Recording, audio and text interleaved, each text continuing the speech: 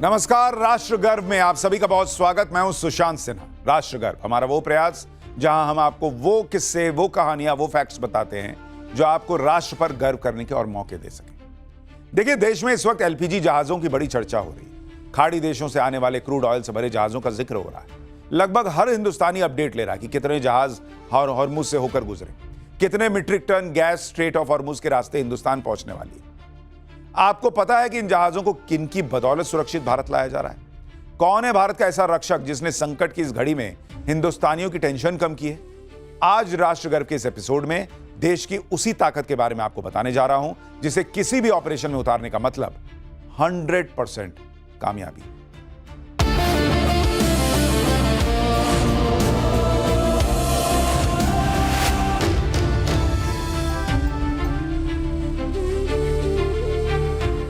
भारत के पास आईएनएस सूरत के रूप में ऐसा फौलादी हथियार है जिसे वेपन्स वर्ल्ड में डिस्ट्रॉयर कहा जाता है, मगर मौजूदा वक्त में देशवासियों के लिए बहुत बड़ी राहत की गारंटी बन गया है।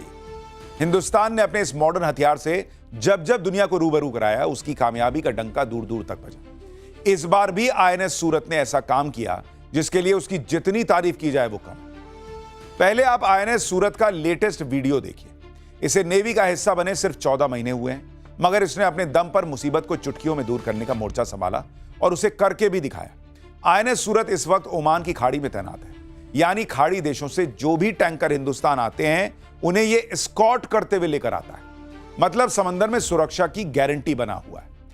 इसी की बदौलत एलपीजी गैस से लदे जहाजों को हॉर्मुज के रास्ते ओमान की खाड़ी तक सुरक्षित निकाला जा रहा है। समुद्री डाकुओं के अटैक से भारतीय जहाजों को इसकी बदौलत बचाया जा रहा है और ओमान की खाड़ी की तरफ कोई भी रेस्क्यू ऑपरेशन इंडियन नेवी को चलाना है तो आईएनएस सूरत सबसे आगे खड़ा मिलता है। शिवालिक, नंदा देवी और जग लाडकी ये भारत के वो जहाज हैं जो ईरान के दबदबे वाले स्ट्रेट ऑफ हॉर्मुज को पार करके हिंदुस्तान पहुंचे। ये भारत की बहुत बड़ी कूटनीतिक जीत है, मगर इन तीनों का हिंदुस्तान पहुंचना आईएनएस सूरत की अहमियत पर मुहर लगाता है। गवर्नमेंट सोर्सेज का कहना है कि आईएनएस सूरत को ओमान की खाड़ी से हॉर्मुज के मुहाने की तरफ भेजा गया, जिसके बाद एलपीजी और कच्चे तेल से भरे टैंकर समंदर में सीना तानकर आगे बढ़ सके। इस वक्त करीब 20 भारतीय टैंकर स्ट्रेट ऑफ हॉर्मुज में खतरे की वजह से फंसे हैं। कयास लगाए जा रहे हैं कि वो भी आईएनएस सूरत के सुरक्षा घेरे में भारत की तरफ जल्द लाए जा सकते हैं।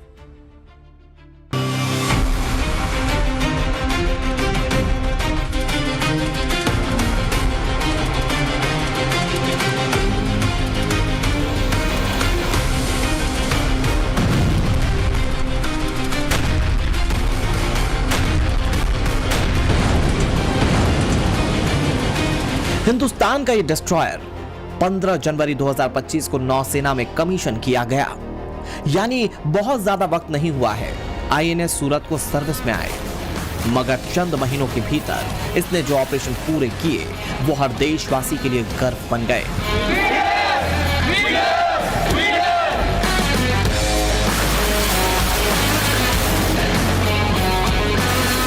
आईएनएस सूरत की बदौलत देश में एलपीजी की किल्लत दूर करने में मदद मिल रही है। आईएनएस सूरत के सुरक्षा घेरे के सहारे भारत में पेट्रोल डीजल की कीमतें स्थिर रखने में मदद मिल रही है। आईएनएस सूरत के जरिए हिंदुस्तान में प्लास्टिक मटेरियल अनुमान से बहुत ज्यादा महंगे नहीं होने दिए जा रहे हैं। भारतीय नौसेना ने कुछ साल पहले ऑपरेशन संकल्प की शुरुआत की थी, जिसका मकसद है हिंद महासागर में समुद्री व्यापार सुरक्षा को मजबूत करना। और जब आईएनएस सूरत समंदर में उतरा तो इसने यही काम किया। शुरुआत में इस डिस्ट्रॉयर ने भारत आने वाले जहाजों को समुद्री लुटेरों से बचाया था, मगर ईरान और इजराइल की जंग में एलपीजी से लदे टैंकर्स को स्ट्रेट ऑफ हॉर्मुज से पार कराने की जिम्मेदारी आईएनएस सूरत को सौंपकर भारत ने इसे सीधे एक्शन में ला दिया। आईएनएस सूरत इस खतरनाक टास्क को आसानी से पूरा कर रहा है।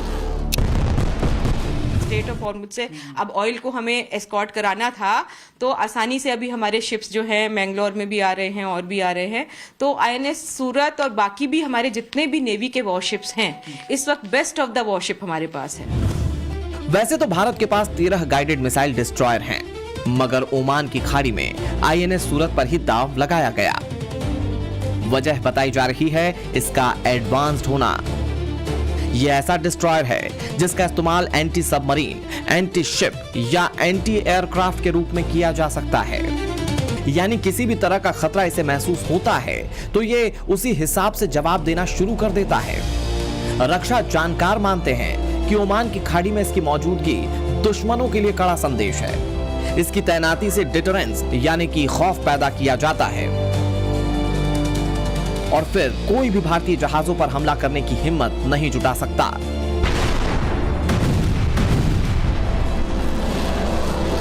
2019 में गल्फ ऑफ ओमान में कमर्शियल ऑयल टैंकर्स पर हमले की घटनाएं बढ़ गई थी।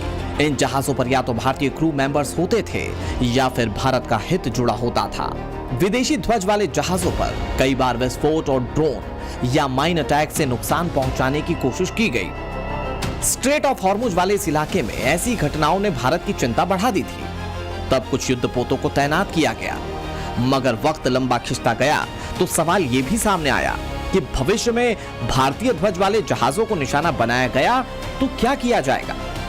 इसीलिए भारतीय नेवी ने अपने बेहतरीन युद्धपोतों और डिस्ट्रॉयर्स की लिस्ट में आईएनएस सूरत को रखा है। एक रिपोर्ट के मुताबिक 2019 के बाद से अब तक 500 से ज्यादा भारतीय जहाजों को हाई टेंशन पीरियड में एस्कॉर्ट किया जा चुका है। इनकी बदौलत हजारों लाख टन कार्गो सुरक्षित भारत लाया जा चुका है। हालांकि ऑपरेशन संकल्प शुरू हुआ तो 20 से ज्यादा युद्धपोतों को उतारा गया था, मगर अब आईएनएस विशाखापट्टनम के साथ मिलकर आईएनएस सूरत ने अकेले मोर्चा संभाल लिया है। ईरान इजरायल युद्ध की वजह से जो टैंकर्स स्ट्रेट ऑफ हॉर्मुज में फंसे हैं, उन पर निगरानी रखने में इस डिस्ट्रॉयर से भी मदद मिल रही है।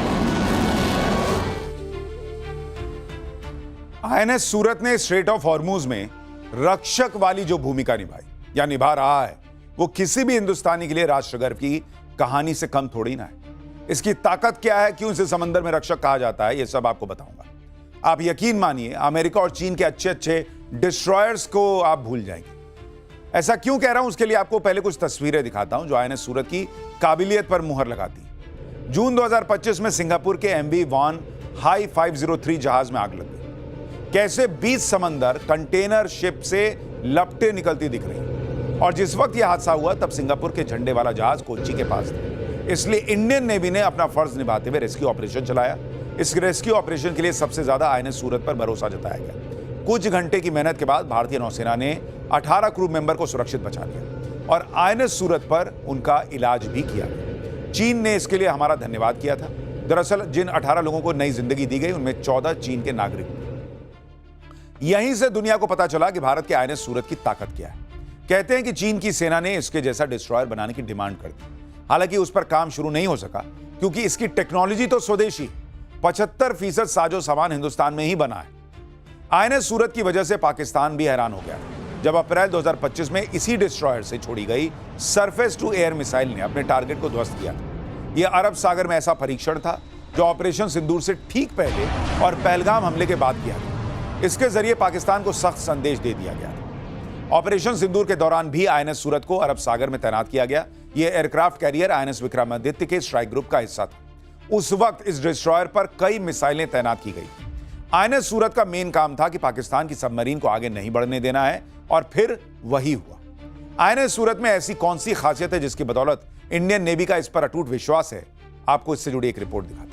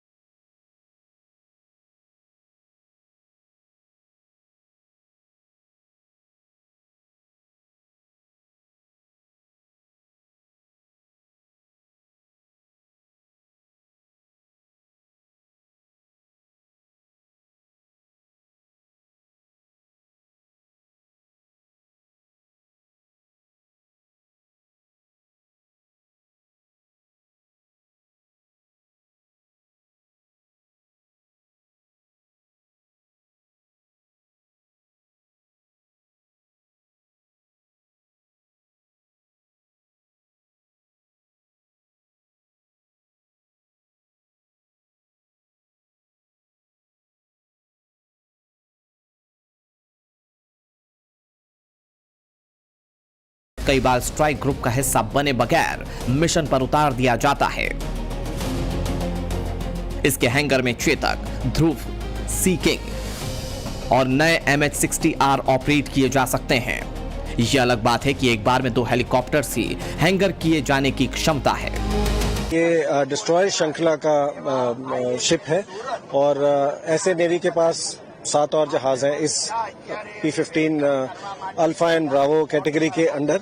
और ये जहाज जो है ये हर मोड में, चाहे वो पनडुब्बी हो, चाहे वो अबव वाटर हो, सरफेस शिप हो, या फिर वो एंटी एयर मिसाइल हो या एयरक्राफ्ट हो, उनको टारगेट करने की इसमें क्षमता है। इसमें हेलीकॉप्टर है, 2 हेलीकॉप्टर कैरी कर सकता है, तो इसे मल्टी मिशन डिस्ट्रॉयर कहते हैं। INS सूरत को मझगांव डॉक शिप बिल्डर्स ने मई 2022 में लॉन्च किया था। जनवरी 2025 में कमीशन करा दिया गया, यानी सिर्फ 31 महीने का समय लगा। यह किसी भी इंडियन डिस्ट्रॉयर के लिए अब तक का सबसे कम टाइम है। इसकी लंबाई 164 मीटर, चौड़ाई 18 मीटर और इसकी गहराई 7 मीटर है। इसकी रफ्तार 56 किलोमीटर है और एक बार में 15,000 किलोमीटर की यात्रा कर सकता है। इसे 45 दिन तक बिना रिफ्यूलिंग किए समंदर में खड़ा किया जा सकता है। यह देश में बनाया गया ऐसा पहला डिस्ट्रॉयर है जो आर्टिफिशियल इंटेलिजेंस से लैस है। यह किसी भी रडार को चकमा देकर ऑपरेशन करने में सक्षम है। उसके वो देखिए कि क्या क्या उसके अंदर फीचर्स हैं। तो सबसे बड़ा फीचर तो ये है कि वो एंटी रडार है उसमें, तो RAM कहलाता है वो, कि रडार एब्जॉर्बेंट मटेरियल होता है उसमें। तो कोई भी रडार के उसके कनेक्शन में वो आ ही नहीं सकता, क्योंकि वो उसको रिफ्लेक्ट ही नहीं करता लाइट को। सेकेंडली एकॉस्टिक इसमें सिस्टम है, तो एकॉस्टिक एब्जॉर्बेंसी भी है इसमें, तो बिल्कुल भी ये शोर नहीं करता। तो अगर कहीं जा रहा है तो कोई इसको आइडेंटिफाई ही नहीं कर सकता। एक्चुअली इसका एक निक नेम है, इनविजिबल हंटर। तो इसको इनविजिबल हंटर इसीलिए कहते हैं कि चाहे रडार हो, चाहे IR हो, चाहे साउंड हो, वो कोई भी इसको आइडेंटिफाई कर ही नहीं सकते कि ये जा रहा है। अरब सागर से लेकर हिंद महासागर तक अपना डंका बजाने वाले इस डिस्ट्रॉयर से पाकिस्तान थर्राता है। इस पर मौजूद 300 क्रू मेंबर्स इतने एक्सपर्ट होते हैं कि दुश्मन के सोचने से पहले ही इसे विध्वंसक बना देते हैं। इस डिस्ट्रॉयर का स्लोगन है वी डेयर। इसके लोगो में शेर बना है जो अंग्रेजी के S अक्षर के आकार का है। इस S का मतलब स्ट्रेंथ है, सुप्रीमेसी है। विशाखापट्टनम सीरीज के इस आखिरी डिस्ट्रॉयर के बारे में कहा जाता है कि भारत ओमान की खाड़ी में निश्चिंत हो चुका है। सूरत वॉरशिप उस कालखंड की याद दिलाता है जब गुजरात के पोर्ट्स के जरिए भारत वेस्ट एशिया से जुड़ा था।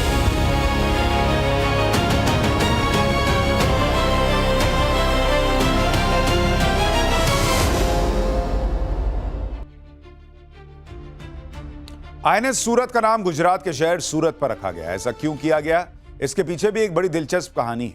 दरअसल भारत पश्चिमी एशिया के कई देशों से सामान मंगाता है।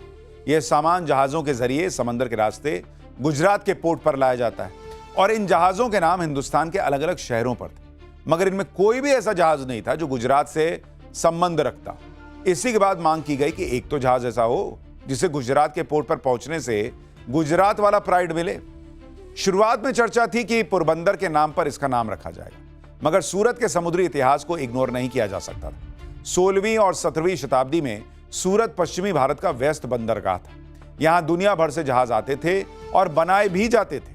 इसी को ध्यान में रखते हुए सूरत की विरासत को समृद्ध करने का फैसला लिया गया और अब INS सूरत लॉन्च किया गया। तभी यह सोच लिया गया था कि स्ट्रेट ऑफ हॉर्मुज के पास इसे तैनात किया जाएगा, क्योंकि वहां से आने वाले जहाज गुजरात पहुंचते थे। और इत्तेफाक देखिए कि इसकी कमीशनिंग के दौरान स्ट्रेट ऑफ हॉर्मुज में खतरा फिर से बढ़ गया। ईरान इजराइल युद्ध के चलते ड्रोन अटैक का डर था। ऐसे में नेवी ने इसे ओमान की खाड़ी में उतार दिया। भारत के इस वक्त 13 मिसाइल गाइडेड डिस्ट्रॉयर हैं। इनमें विशाखापत्तनम क्लास के 4 डिस्ट्रॉयर, कोलकाता क्लास के 3, दिल्ली क्लास के 3 डिस्ट्रॉयर हैं और राजपूत क्लास के 3। हालांकि राजपूत क्लास के डिस्ट्रॉयर काफी पुराने हैं जो धीरे धीरे रिटायर किए जाने। अगर आप भारत से उलट देखेंगे पाकिस्तान में, तो उनके पास एक भी डिस्ट्रॉयर नहीं, यानी 0।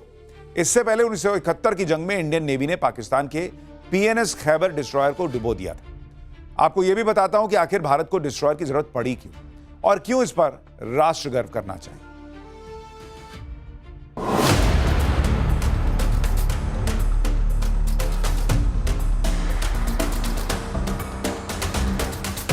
साल 1965 में भारत और पाकिस्तान के बीच जंग हुई।